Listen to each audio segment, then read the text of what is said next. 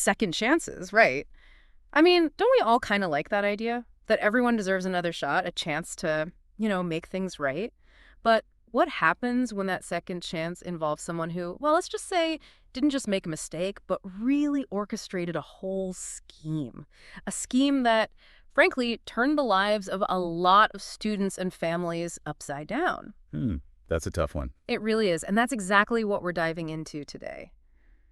The case of Rick Singer. Ah, the mastermind behind the Varsity Blues college admissions scandal. Exactly. And get this, after serving time, he's saying he wants back in the college admissions advising world. Wow.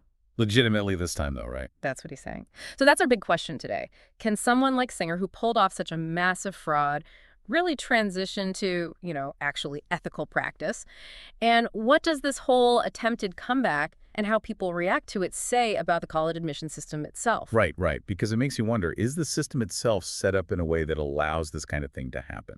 Exactly. To unpack all of this, we're going deep into a recent Wall Street Journal article. They actually got an exclusive interview with Singer himself. Oh, interesting. I'm curious to hear what he has to say for himself now. Yeah, so, no, I'm sure you remember all the headlines, but just for anyone who needs a refresher, this Varsity Blues scandal was huge. We're talking $25 million, over 50 convictions. Even celebrities like Lori Loughlin and Felicity Huffman got caught up in it. This wasn't just a few people, cutting corners. This was a whole system for gaming college admissions. Yeah, absolutely. And while the scale of it was really shocking, it also kind of brought to light something that's, well, maybe not so shocking when you think about it. The incredibly high-pressure environment of college admissions. You've got a very limited number of spots at these top schools, and everyone's like desperate to get in. And then you add in the influence of wealth and privilege. Right. It's almost like a recipe for this kind of scheme to take root. And what's interesting is that Singer's still trying to say that he was approached by athletic coaches, that they were the ones looking for these donations in exchange for spots on their teams. It's like he's still trying to blur the lines between, a donation to the school and an actual bribe. It makes you wonder if he really understands what he did, Right. Like, is he truly remorseful? Or is this just some kind of story he's crafted to make himself look better? And if a system allows for money to have that kind of influence, even indirectly, doesn't that just create a system that's ripe for this kind of exploitation? It's a really good question. And this is where it gets even more interesting. Even while he was in prison, Singer was still getting requests for college admissions advice. No way. People were reaching out to him in prison. Yep. And he was doing it for free. But now it seems like he wants to, shall we say, monetize his expertise again with this new venture he's calling ID Future Stars. Okay. And what's the pitch? Is he saying he's a changed man? He's promising ethical help at reasonable prices. Yeah, I bet there's a healthy amount of skepticism around those claims. I'd say so. After such a public betrayal of trust, how can anyone, especially parents thinking about their kids' futures, ever fully trust his judgment again? Exactly. It really highlights the need for more transparency in college admissions. Like, how can we make the process more accountable? Totally. One thing that really jumped out at me from this article was a quote from Singer himself. He said, "I'm not dwelling on what already happened. I'm all about moving forward." Wow. Is it really that easy for him? Just to move on like that? It makes you think about all those students and families who did play by the rules, who put in the work ethically. What kind of message does that send to them? That's really what it comes down to, isn't it? It's like he's almost trying to downplay the seriousness of what he did. Like this huge orchestrated scheme was just a little slip up or something. Right, like forgetting to pay a parking ticket. Exactly. This was calculated, intentional. It really undermines the entire idea of fairness in college admissions. And then there's the real victims in all of this, the students. The ones who didn't get a fair shot because their spot went to someone whose parents could afford Singer's, services. And then the students who maybe felt like they had to cheat or lie just to compete because that's what they thought everyone else was doing. It's true. This wasn't just about a handful of people.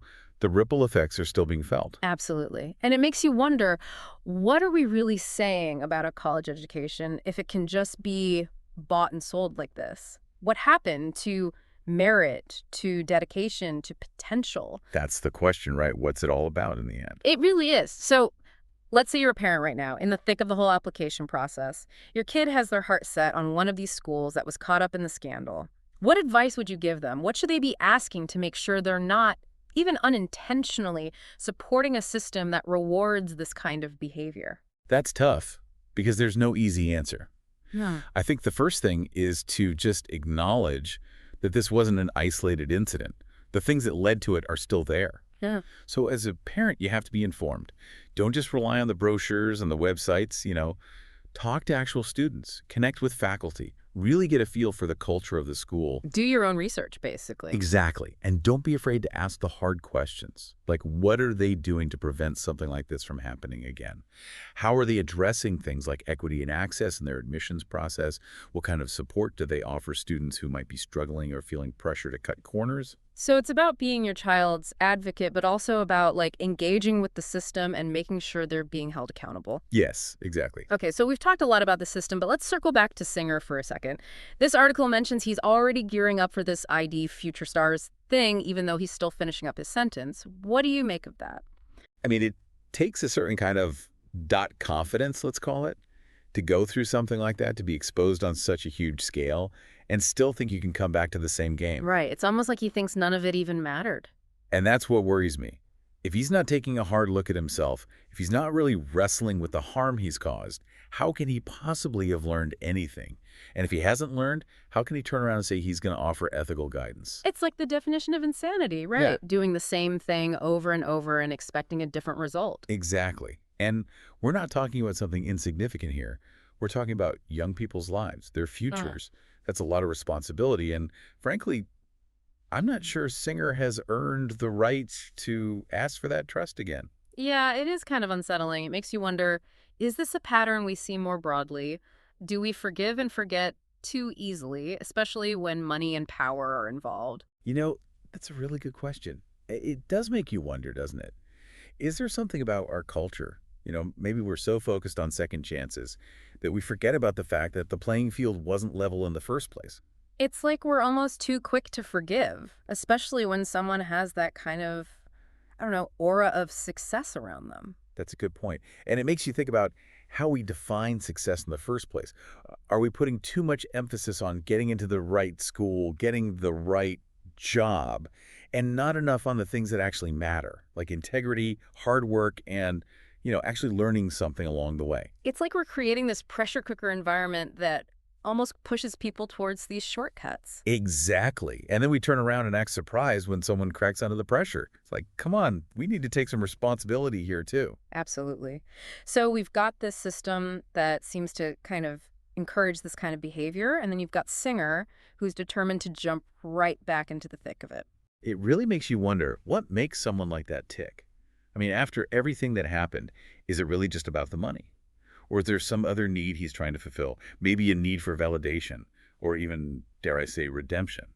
It's almost like he wants to rewrite the story, to prove that he can play by the rules this time. But can you really change who you are at your core? And even if you could, should we just forget about the past and give him another shot?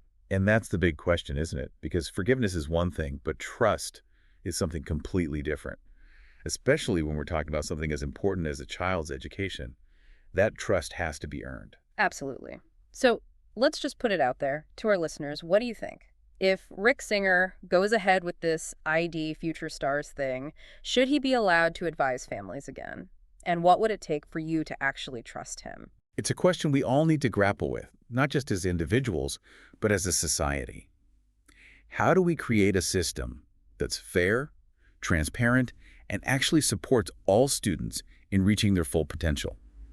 And how do we hold people accountable, not just for the things they do, but for who they are? Those are some really big questions, and I don't think there are any easy answers, but they're questions we all need to keep thinking about, keep discussing, because the future of education, and frankly, the kind of society we want to live in, depends on it. I couldn't agree more. Well, this deep dive has certainly given us a lot to think about. To our listeners, thanks for joining us on this journey. Keep those questions coming and keep fighting for a better future for everyone. Until next time, take care.